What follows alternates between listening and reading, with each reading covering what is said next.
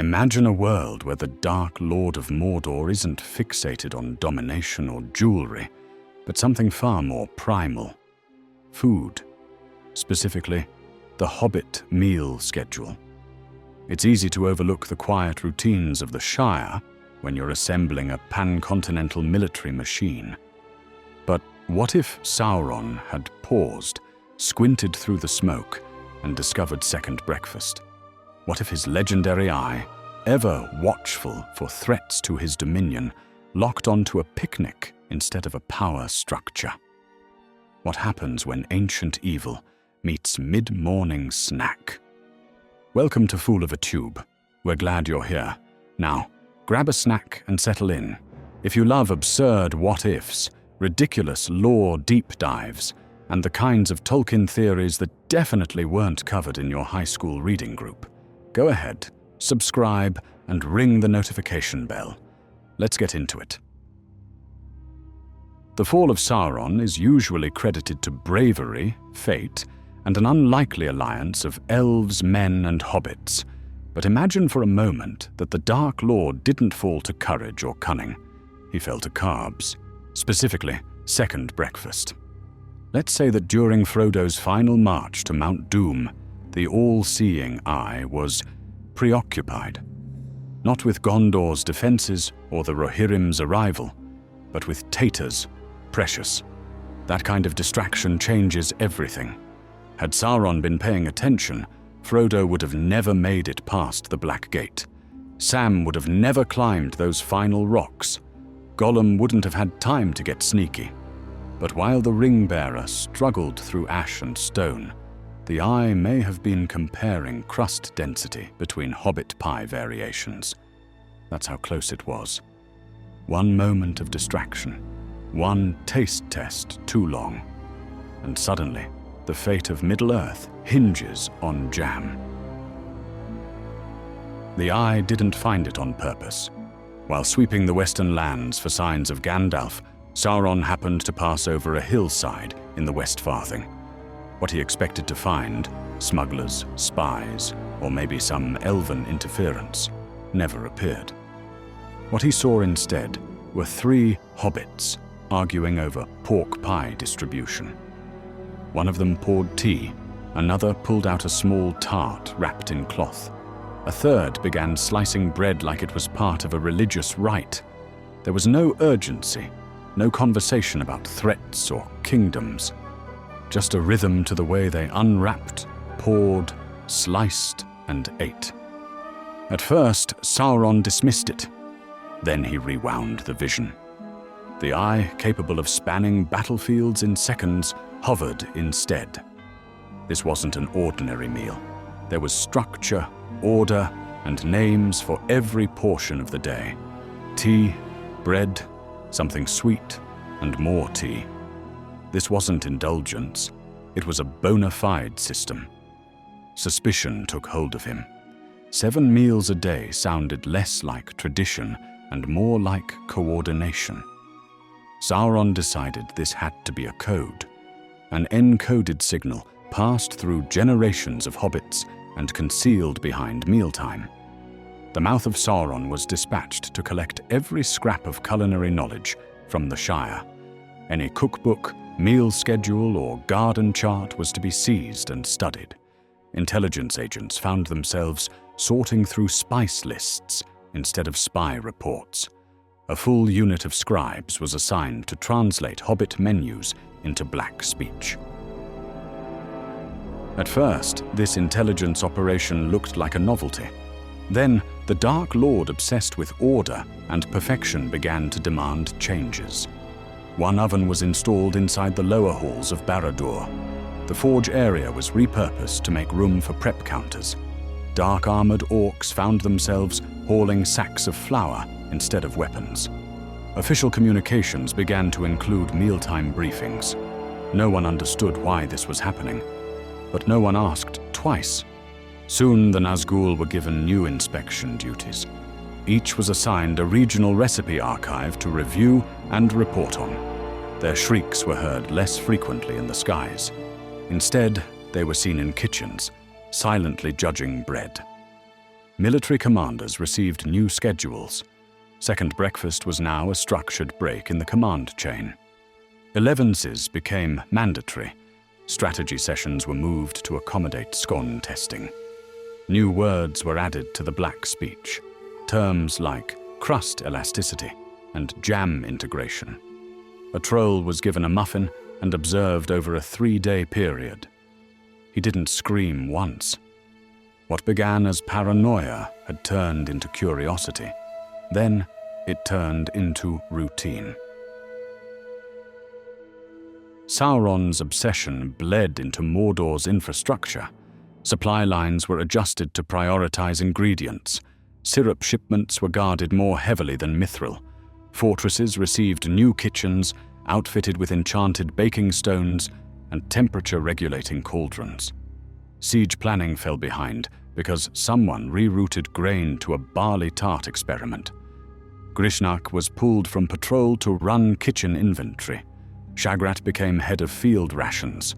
Orcs started trading battle gear for recipe scrolls.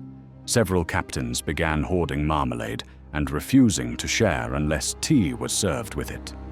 Turns out maggoty bread isn't the only thing the Uruk enjoy. Armored helmets were redesigned to include a hidden snack compartment. One prototype exploded during testing, covering 5 Uruk high in jam. Morale dropped for the rest of the week. The Nazgul, already stretched thin, abandoned their patrol routes to inspect bakeries. At least one ringwraith was witnessed using spectral powers to prevent a pie from collapsing. Whether it succeeded remains unclear. Meanwhile, Frodo and Sam crept deeper into Mordor. The eye, preoccupied with tasting notes and fruit pairings, failed to spot them. By the time the Fellowship regrouped and marched on the Black Gate, the guards were arguing over if a calzone is technically a hand pie. Gondorian scouts reported that enemy messages were delayed due to dessert-related bottlenecks in communication. Eventually, the obsession shifted from strategy to something personal. Sauron began baking, not in a figurative, symbolic way, but literally, with his own hands. Inside the uppermost chamber of Barad-dûr, the forge was extinguished. A hearth took its place, low and wide, built from basalt and iron salvaged from ruined siege engines. Where weapons were once shaped, now dough was needed. Fire no longer fueled war, it browned crust. His purpose was clear. If the elves had Lembas, then Mordor would have something stronger. He would craft a rival, darker, denser, and capable of sustaining armies across wastelands. It wouldn't be light or sweet.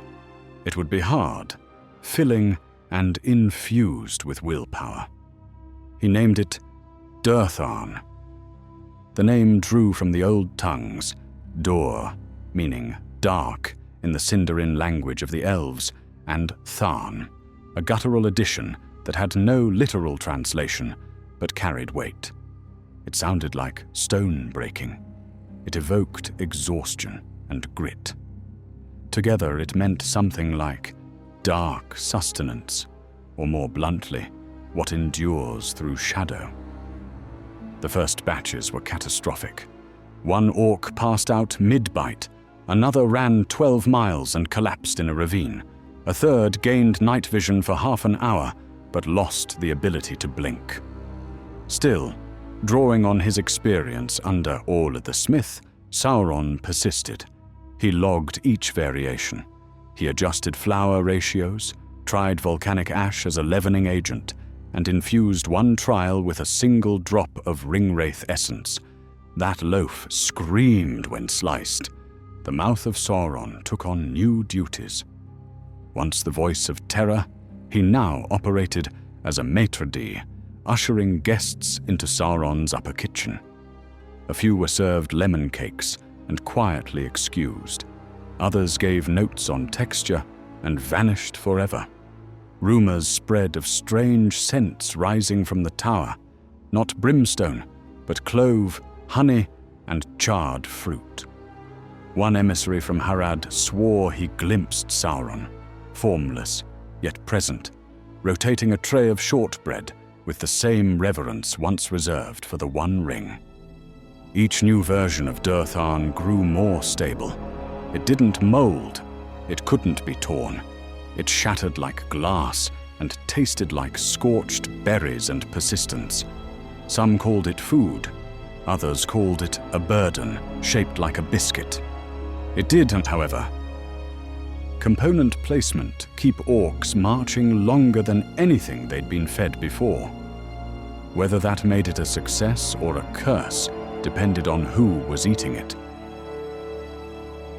While Frodo stumbled through ash and agony, and Sam shouldered the final weight of their quest, Sauron remained focused not on them, but on Durtharn. No scouts were dispatched. No fell beasts circled the slopes. The eye had narrowed, but not toward Mount Doom. It was fixed on a new variation of his black bread, one that had resisted crumbling under pressure, yet still carried the bitterness he considered essential. Gollum slithered through shadows unchallenged. Sam carried Frodo past tower and rock without interference. The mountain offered no resistance. Mordor had gone silent. Inside Barad-dûr, the Nazgul had been reassigned to taste Durtharn Batch 38B, now infused with a fermented mushroom blend meant to prolong alertness.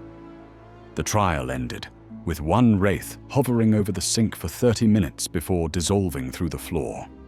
An entire battalion of orcs was grounded, not due to enemy interference, but because the yeast supply had turned rancid. Sauron, meanwhile, was halfway through documenting his revised baking schedule when Mount Doom began to shake. By the time he realized the ring had fallen, the tower had already started to collapse beneath him. He didn't reach for his armor. He reached for the cooling tray. And yet, as the tower cracked and fire bloomed across the sky, the ovens stayed hot. When Gondorian forces swept through the ruins days later, they found the kitchens untouched. Racks still held trays of Durtharn, charred and silent, with one loaf burned into a perfect wedge. Beside it sat a scroll marked in 3 scripts: Black Speech, Westron, and Quenya, that read simply, "Improves with age." The bread was inedible. No one could break it. One soldier claimed it stared back. In the months that followed, a few survivors drifted into new lives. One orc set up a soup cart in Bree and refused to explain his seasoning choices. Another wandered south and began bartering hardened rations in exchange for news. Stories surfaced of a food cart crossing Rohan, pulled by no horse with no visible driver. It served one item, a single square of dense, near-black bread, handed over with a nod. Travelers who accepted it reported strange dreams. Those who declined were offered nothing else. A small band of former Mordor tacticians traveled with the cart. They wore no symbols of rank, only aprons. Their motto, carved into the wood in jagged strokes, read, "Heat heals, Durtharn endures." It's absurd, but not empty. In this version of Middle-earth, evil didn't fall to swords or spells, it fell to misinterpretation. Sauron saw the hobbits pause for second breakfast and assumed it was code. He watched their routines, counted their meals, and mistook comfort for strategy. What he didn't grasp was that second breakfast wasn't power, it was peace. It wasn't about domination, it was about steadiness. And rather than understanding it, he tried to outdo it.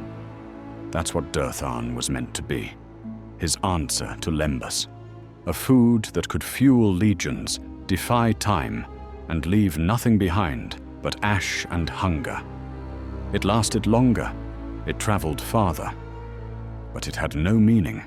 Where Lembas offered care, Durtharn demanded obedience.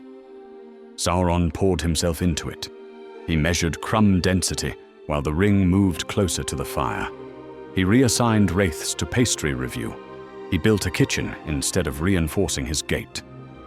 Durtharn worked. It endured. But it never nourished anything worth saving. And when it came time to watch, to act, to stop the one thing that could destroy him, he didn't. He was thinking about breakfast. Thanks for watching this cheeky episode of Fool of a Tube. May your feasts be frequent, your burdens light, and your evil overlords too distracted to notice when you slip past the gate. See you next time.